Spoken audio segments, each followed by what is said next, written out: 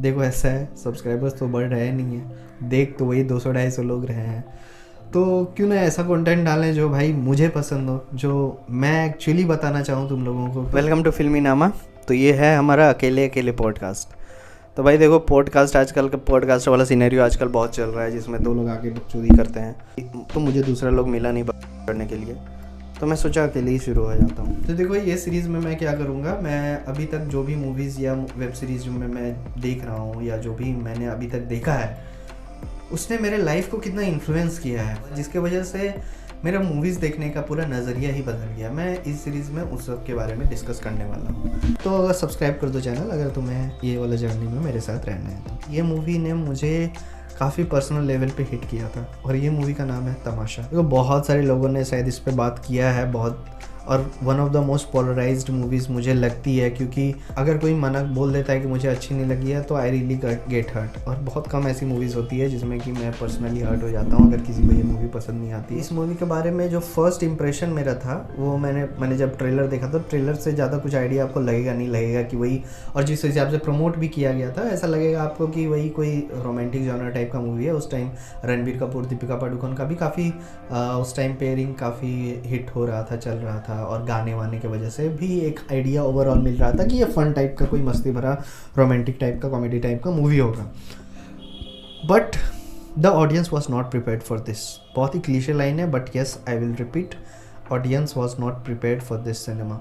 मुझे इसलिए ट्रेलर देख के उतना एक्साइटमेंट नहीं हुआ, तो मैंने उस टाइम तो नहीं देखी थी। और जो रिव्यूज़ मैंने सुना था अपने फ्रेंड से, रिलेटिव से, वो अच्छा नहीं था। मतलब they were somewhere pissed off with the movie, and कुछ को ये ठीक ठाक लगी, कुछ को बोरिंग लगी, कोई रिलेट नहीं कर पाया। बहुत ही रेयरली मैंने कहीं पे सुना था कि ये मूवी किसी को पसंद आई थी मेरे ग्रुप ऑफ फ्रेंड्स में। और इसी में एक रिलेटिव थे जिसका एक बहुत ही स्ट्रॉन्ग ओपिनियन था मूवी को लेके कि भाई मैं तो गया था, इंटरवल में मैं छोड़ के आ गया था मूवी। मतलब लिटरली अगर इतना बड़ा नेगेटिव अगर आप किसी मूवी के बारे में बात करोगे, तो शायद ही हिम्मत होगा कि आप वो मूवी देखने जाओ।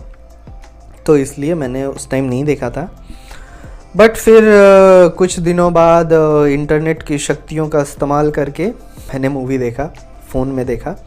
एंड जो मेरा फर्स्ट इंप्रेशन था मूवी को लेके, कि उस टाइम मैं ऐसे देखता था कि भाई गाने आ रहे हैं तो स्किप कर दो। ये हमारा पता नहीं कौन सा मिडिल क्लास मेंटेलिटी था, या फिर बॉलीवुड का मेंटेलिटी था कि हर आलतू फालतू चीज़ में गाने चिपकाते रहो। तो वो गाने को स्किप कर करके मैं ये मूवी देखा था, जो कि बहुत ही घटिया तरीका था देखने का। मैंने पूरा स्टार्टिंग का ओपनिंग क्रेडिट्स मिस कर दिया था, मतलब स्किप कर दिया था, मिस नहीं किया था, स्किप कर दिया था। एंड उसके बाद जो फर्स्ट हाफ भी था, वो जो कैरेक्टर्स बात कर रहे थे जिस वे में, लग रहा था ऐसे कौन बात करता है, चुतिया। फिर अचानक से मूवी का टोन थोड़ा शिफ्ट हुआ था सेकेंड हाफ में, एंड मुझे लगा कि अचानक से इस वे में क्यों दिखा रहा है, और ज़्यादा उतना कुछ क्लियरली नहीं समझ में आ रहा था कि ये मूवी किस बारे में है। ना ये रोमांटिक जॉनर में जा रही है, ना ही एक ऐसा जॉनर, ना ही कुछ वैसा डीप मुझे समझ में आ रहा था कि ये क्या बताना चाह रही है। बट अल्टीमेटली जब लास्ट का आधा घंटा बचा हुआ था, जिसमें वो कॉन्फ्रंटेशन होता है रणबीर कपूर का अपने पिताजी से, वो सीन मुझे काफ़ी हिट किया था। एंड उस टाइम मुझे लगा कि अच्छा, तो ये था क्या पॉइंट ऑफ व्यू मूवी का, कि अपने पापा से उसका कुछ, वही एनिमल का सॉफ्टवेयर वर्जन, पापा से उसका कुछ शायद नहीं बनता था, एंड लास्ट में जाके वो रिजॉल्व हुआ था। I know I was a डम fuck when I watch this.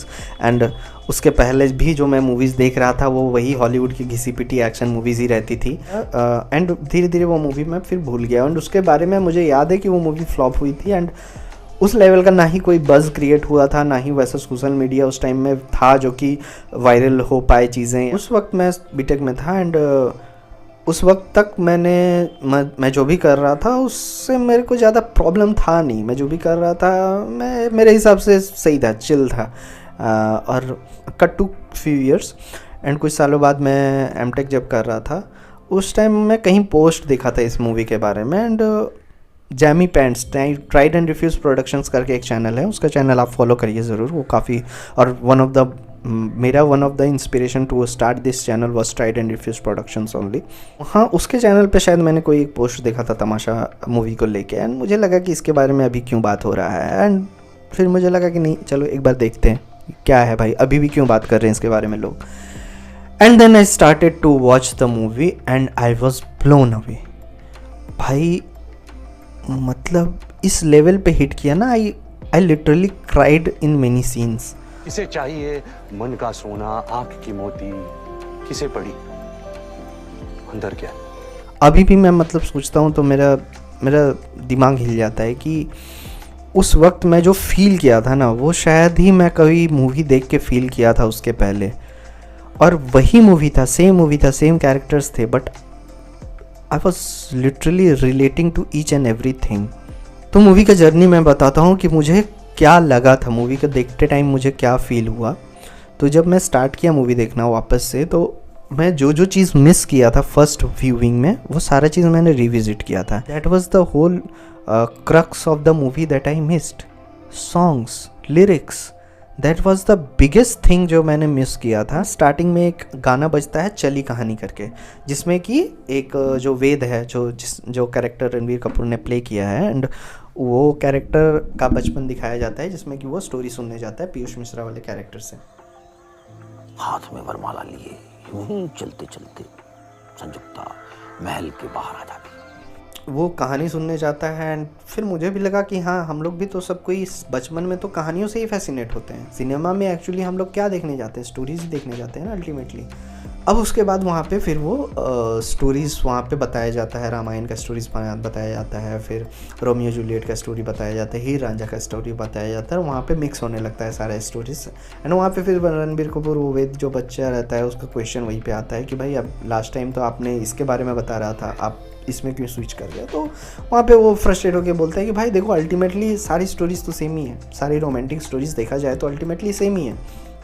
आप रिलीजन चेंज करते जाओ और स्टोरीज जो ओवरऑल रोमांटिक स्टोरी है वो सेम ही है। ये चीज़ मुझे उस टाइम में काफ़ी इंटरेस्टिंग पॉइंट ऑफ व्यू लगा था। मैं उसके पहले इस वे में कभी सोचा नहीं था कि हाँ यार, अल्टीमेटली स्टोरीज तो सेम ही है। और उस टाइम वो जो चली कहानी, जो पूरा सॉन्ग है ना, वो song one of the best lyrics है। इतना ब्यूटीफुल लाइंस के साथ वो लिखा गया है ना। इसके बाद फिर वो क्रॉसिका वाला दुनिया में दोनों कैरेक्टर्स जाते हैं, दीपिका और रणबीर कपूर के, जहाँ पे वो टॉन टॉन टॉन वो वाला कैरेक्टर प्ले करती है। और दोनों का ही मतलब एक बहुत ही वियर्ड सा, एब्रप्ट सा दोनों का ही कैरेक्टर बात करने लगता है अचानक से। और उस टाइम फिर मुझे लगता है कि why they are talking like this. वो चीज़ आपको काफ़ी बाद में समझ में आएगा कि ये इस वे में इसका पूरा टोन इतना अलग क्यों है, इतना हैपनिंग सा, लाइवली सा टोन है। हर जगह गाने बज रहे हैं, जहाँ पे भी दोनों कैरेक्टर जा रहे हैं, हंसी हो रहा है, मजाक हो रहा है, दुनिया का कोई कैरेक्टर से धीरे धीरे बहुत ही एक सटल वे में दोनों का देखना कि जो रोमांटिक एंगल दोनों का ग्रो हो रहा है ना, वो बहुत ही सटल है। वो आंखों से पता चलेगा। डायलॉग्स में कुछ नहीं है, डायलॉग्स में बस बकचोदी है, लेकिन जैसे ही दोनों किस वे में एक दूसरे को देखने लगते हैं या किस वे में छोटी छोटी बातों पे रिएक्शन होने लगता है, वो धीरे धीरे, या कहीं कहीं पे डायलॉग्स के बीच बीच में कुछ पॉजेज है, जिसमें कि दीपिका एक लुक देती है। जो वो एक स्टेयर्स पे एक सीन है जहाँ पे वो ट्रॉली को घसीट के ऊपर ले जाती रहती है, एंड वहाँ पे रणबीर कपूर जो है वो शर्मा जाता है। वो सीन में आप देखना कि दीपिका एक लुक देती है, तो वहाँ से धीरे धीरे स्टोरी स्टार्ट होता है दोनों के रिलेशनशिप का। वहाँ से एक चीज़ समझ में आता है कि दीपिका का जो कैरेक्टर है, सी इज़ मतलब वो तो इम्प्रेस हुई है उसके कैरेक्टर से, रणबीर कपूर के कैरेक्टर से, एंड बट दोनों प्रॉमिस करते हैं कि नहीं, इसको जो भी है यहीं पर रहने देते हैं, क्योंकि फिर से तो वही लाइफ जीना ही है। फाइट मार के तो यहाँ आया हूँ जब मुझे कोई नहीं जानता, मैं कोई भी हो सकता हूँ, कुछ भी कर सकता हूँ, किसी को पड़ी नहीं डॉन। इसके बाद फिर अचानक से दोनों रियल वर्ल्ड में आ जाते हैं। वहाँ पे मैं देखता हूँ कि वेद का जो कैरेक्टर है, वो उसका देखना आप कॉस्ट्यूम को भी लेके बहुत ज़्यादा चेंज किया गया है। कि फर्स्ट जब वो दोनों फॉरेन कंट्रीज़ में रहते हैं, उस टाइम वेद काफ़ी फ्री व्हीलिंग टाइप का रहता है। उसके जो कपड़े वपड़े भी रहते हैं वो काफ़ी लूज़ रहते हैं, और मतलब कैजुअल टाइप का वेयर रहता है और इस टाइप का वेयर रहता है। बट जैसे वो इंडिया में आता है, ऑफिस में काम करता है, हालांकि वो शूट हुआ है मनाली में, तो इस वजह से ठंड है वहाँ पे, इस वजह से वो स्वेटर और जैकेट है। But that also is denoting that उसके कैरेक्टर पे आप देखो कितने सारे लेयर्स लग चुके हैं। वो जो अंदर में फ्री व्हीलिंग सा सोल था, वो अब अंदर में है ट्रैप्ड, एंड उसके ऊपर में वो ढेर सारे कपड़ों से एक लेयरिंग रखा हुआ है। जैसे जैसे मूवी आगे बढ़ेगी, देखना आप, वो धीरे धीरे वो कपड़े उसके धीरे धीरे कम होते जा रहे हैं, and he is meeting his inner self. ये वाला जो पूरा जर्नी है, ये पूरा सेकेंड हाफ का जर्नी, इसका पूरा पॉइंट जो था ना, वो मैं मिस किया था फर्स्ट व्यूइंग में, जो कि इस बार मुझे समझ में आया था। मुझे मेरे जो सीमित समझ है, मुझे ऐसा लगा था कि जो दीपिका पादुकोण का जो कैरेक्टर है ना, वो एक मेटाफोरिकली दिखाया है कि it is his Vedas childhood. उसका जो चाइल्डहुड है वो उसके सामने आके रियल लाइफ में उससे क्वेश्चंस पूछना शुरू करता है, और वो क्वेश्चंस ये रहता है कि तुम ये तो नहीं हो, तुम कुछ और थे, मैं जो क्रॉसिका में मिली थी वो ये नहीं था, तो मुझे उससे प्यार हुआ है, तुमसे नहीं। अब ये जो क्वेश्चन उसके सामने आया ना, ये उससे आज तक किसी ने पूछा नहीं। तो ये क्वेश्चन जब उसके पास आता है तो अचानक से उसका जो भी अभी तक का लाइफ जिया हुआ है वो उसको इनवैलिड लगने लगता है, वो उसको झूठ लगने लगता है। वो उसको लगता है कि अभी तक मैं जो भी लाइफ जी रहा था वो तो शायद झूठ है, बट ये चीज़ को एक्सेप्ट नहीं करना है उसको। तो फर्स्ट जो रिएक्शन होता है उसका वो होता है डिनायल। वो पूरा डिनायल में चला जाता है कि नहीं, मैं यही हूँ, वो जो क्रॉसिका में था वो अलग था, वो मैं नहीं हूँ, वो मैं नहीं बन सकता हूँ, वो तो एक कैरेक्टर में प्ले कर रहा था। बट वहाँ पे फिर वही दीपिका फिर से वो क्वेश्चन पूछती है। तो एक्चुअली में वो जो कैरेक्टर वहाँ पे प्ले कर रहा था ना, वहाँ वो ऐसा कैरेक्टर वो कहीं और से तो वो बन के नहीं आया ना, वो तो एक अंदर से ही, उसके अंदर से ही आया है ना वो कैरेक्टर। तो इसका मतलब ये है कि अगर उसको एक रियल वर्ल्ड में सारा बाउंडेशन अगर उसके ऊपर से हटा दे कि तुमको ये करना है, ये करना है, ये करना है, ऐसे रहना है और ऐसे बिहेव करना है, अगर ये सारा बाउंडेशन अगर हम हटा देते हैं तब तुम कौन हो, that is the whole point of your life, of your existence also, कि तुम कौन हो, that is finding oneself. That was the whole point of that story. And ये चीज़ को वो जब इंट्रोस्पेक्ट करता है तब जाके उसको रियलाइज़ होता है, और वो इंट्रोस्पेक्ट का जो ट्रांजिशन होता है उसमें वो दीपिका का जो कैरेक्टर है उससे वो लड़ता है, जूझता है, बट फिर धीरे धीरे करके वो एक्सेप्ट करता है, वो एक्चुअली अपना ही सच को एक्सेप्ट करता है अल्टीमेटली जाके। अगर तुम साथ हो वाला जो सॉन्ग भी है तो वो भी आप देखोगे कि ये जो गाना है ये एक अपने सोलमेट के लिए लिखा गया है कि इफ़ दैट इज़, और वो सोलमेट आपका कुछ भी हो सकता है, वो आपका पैशन हो सकता है, वो आपका एक दोस्त हो सकता है, वो आपका एक गर्लफ्रेंड हो सकता है। तो वो उसको कह रहा है, तो उस सीन के बाद धीरे धीरे वहाँ पे उसका रियलाइजेशन आने लगता है कि यार this is what I am. एक सीन जो मुझे काफ़ी ज़्यादा हिट किया था, मुझे अंदर तक हिला के रख दिया था, वो एक सीन था जिसमें कि वो एक पार्टी में जाता है और काफ़ी बदतमीज़ी से वेद सबसे बात करने लगता है। उसके बॉस रहते हैं और बॉस के भी दोस्त रहते हैं, सबसे काफ़ी बदतमीज़ी से बात करता है। एंड अचानक से वो बाहर आता है, दीवार पे सर रखता है, आंख बंद करता है और वहाँ पे एक गाना बजता है, तू कोई और है जानता है तू, सामने इस जहान के एक नकाब है तू। ये वाला इस टाइप का एक सॉन्ग है। एंड ये जब सॉन्ग बजता है ना, एंड बस वहाँ पे रणबीर कपूर कुछ नहीं करता है, बस एक दीवार पे अपना सर रखता है and just thinks that what he is doing, and that time he realizes that he is not what he is showing, वो कोई और है। सामने इस जहान के एक नकाब है। एंड वो सीन देख के मैं काफ़ी देर तक शायद पॉज करके काफ़ी देर तक उस सीन में बैठा रहा बस, क्योंकि शायद लाइफ में उस टाइम मैं भी ऐसे ही एक सिचुएशन में था। और एक सीन है जिसने मुझे काफ़ी इंस्पायर किया था, और मैंने एक शॉर्ट फिल्म जब बनाई थी मेरी, बाय द वे मेरा एक और चैनल है 10 सेकेंड आप करके, ये छोटा सा एक मैंने प्लग इन कर दिया अपना दूसरा चैनल का, उसमें मैंने एक शॉर्ट फिल्म बनाया था मिरर नाम से। उसमें मैंने एक ऐसा मोनोटोनस सीन डाला था जिसमें वो बार बार एक ही एक्टिविटी को डेली रिपीट कर रहा है, और उसका इंस्पिरेशन था इस मूवी में, तमाशा मूवी में, जिसमें कि वो डेली उठ रहा है, ब्रश कर रहा है, रेडी हो रहा है, ट्रैफिक में फंसा हुआ है उसमें, उसके बाद फिर ऑफिस जा रहा है, बॉस से गाली सुन रहा है, वापस आ रहा है, फिर वापस उठ रहा है, ब्रश कर रहा है, शर्ट पहन रहा है, ट्रैफिक में फंस रहा है, ऑफिस जा रहा है, और ये काफ़ी बार रिपीट होता है और एक एकदम कोरियोग्राफ म्यूज़िक के जैसा चलता है। तो ये जो लूप है ना पूरा, जिसमें आज हर कोई मेनली फंसा हुआ है, बहुत जन फंसे हुए हैं और बहुत जन इस चीज़ को बहुत अच्छे से निभा भी रहे हैं उनको, क्योंकि उनको लाइफ में वही करना है भाई। तो you can't tell that is doing wrong, because पूरी कंट्री को एक्चुअली ऐसे ही लोग चला रहे हैं। ऐसे ही अगर ये लोग अपना सारे जॉब छोड़ के और फालतू का इमेजिनेटिव पैसन में अगर चले जाते हैं तो आवर कंट्री विल कोलैप्स। तो जो लिटरली अगर आप मतलब लिटरली ट्रैप्ड वाला जो फीलिंग आता है ना वो लुक में, वो चीज़ को वो शो करता है वहाँ। बहुत सारे लोगों को ये चीज़ पसंद नहीं आया था कि दीपिका का जो कैरेक्टर दिखा गया है वो बस उसको असिस्ट कर रहा है उसके कैरेक्टर को, उसका अपना कोई इंटरनल कॉन्फ्लिक्ट नहीं है या उसका अपना इंटरनल कैरेक्टर नहीं है।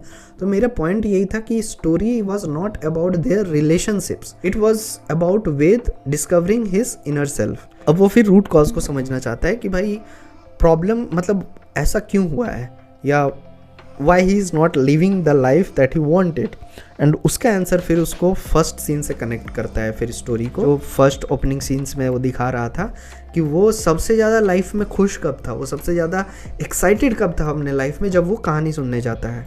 वो क्या बता रहे? अरे क्या पूछ रहा है? मैं अपनी कहानी पूछ रहा हूँ, मेरी कहानी। क्या है तेरे दिल के अंदर? चाहता क्या है तू?